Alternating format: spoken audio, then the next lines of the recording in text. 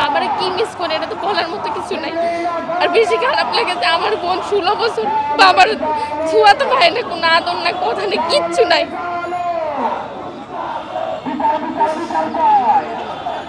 তাহলে কয় বছর আগে দেখা হয়েছে আপনার বাবার সাথে? প্রায় 4-5 বছর, 2019 সালে দেখা হয়েছে লাস্ট, 4-5 বছর হবে আর কি।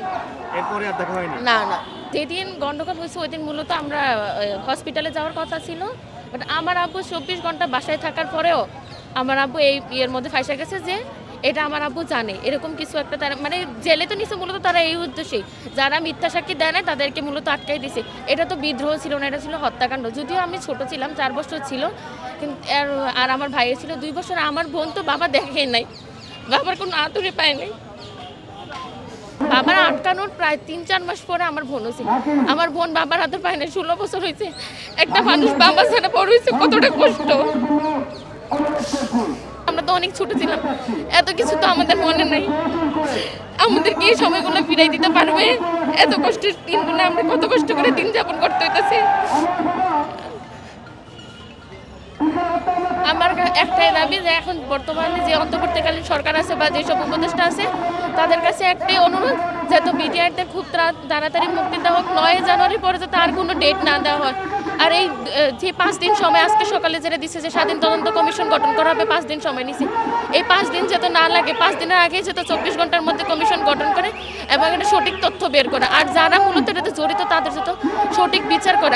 আর আমার বাবারা তো নির্দোষ, বিনা অপরাধে তারা কিছু জানে না, না জানা অবস্থায় তারা 16 বছর জেল কাটতেছে বিনা দোষে।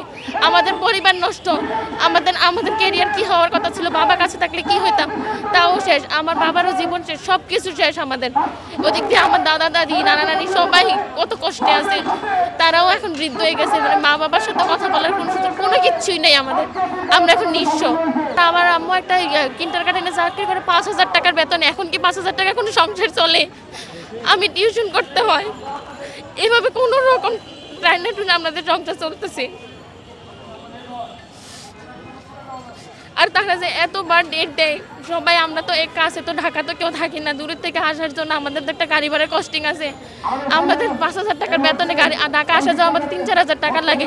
তাহলে আমরা কীভাবে আসি বারবার? তারা যে 2 দিন পর পর এই ডেট চেঞ্জ করে, তারা বিভিন্ন এক্সকিউজ দেয়। তারা তো আমাদের কষ্টটা বুঝতেছে না যে আমরা কীভাবে চলতেছি, আমরা কীভাবে সব কিছু চলতেছে আমাদের। তারা দিকটাই বারবার দেখতেছে। আমাদের অনেক ইয়ে ছিল যে অন্তর্বর্তীকালীন সরকারের কাছে আমরা একটা ভালো একটা সুরাহ পাবো, কিন্তু এর কিছুই আমরা পাইতেছি না। আমরা ভাবছিলাম যে 5 আগস্টের সময়, আগস্টের পরে আমরা একটা নতুন একটা স্বাধীন দেশ পাইছি, তারপরে আর একটা ভালো কিছু একটা আশা করছিলাম। কিন্তু এখনও পরপর 3টা জামিন শুনানির ডেট চলে গেছে, কোনো সুরাহ হয় নাই। এখন গতকালকের আগের দিন দেখলাম যে বলে যে স্বাধীন তদন্ত কমিশন নাকি সরকার থেকে নিষেধ করে দিচ্ছে, গঠন করা হবে না। এখন এগুলোর কারণ কি? এটা তো পুরাটাই সন্দেহজনক। আর একটা মানে বাবা ছাড়া 16 বছর একটা ফ্যামিলি কিভাবে চলে, এর তো কখনো কেউ জিজ্ঞাসা করে নাই যে আমাদের ফ্যামিলিটা কিভাবে চলতেছে, কতটা কষ্টে আমাদের দিন যাপন করতে হতেছে।